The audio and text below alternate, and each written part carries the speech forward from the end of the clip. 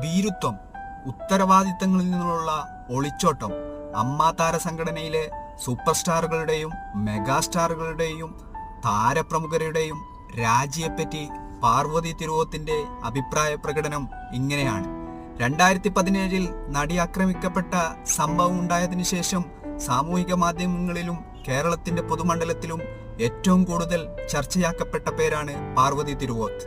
ഈ ആക്രമണത്തിൽ ഗൂഢാലോചനയുണ്ടെന്നും ഇതിന് പിന്നിൽ പ്രവർത്തിച്ച ഉന്നത ശക്തികളെ പുറത്തു കൊണ്ടുവരണമെന്നുള്ള നിലപാട് കൊണ്ട് ശ്രദ്ധേയമായ വ്യക്തിത്വമാണ് പാർവതി.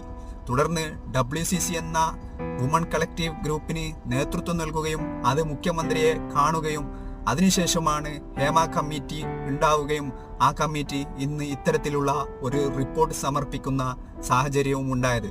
തീർച്ചയായും ഇതിന് പിന്നിൽ പ്രവർത്തിച്ച ചാലകശക്തി എന്നുള്ള നിലയിൽ പാർവതി തിരുവോത്ത് തീർച്ചയായും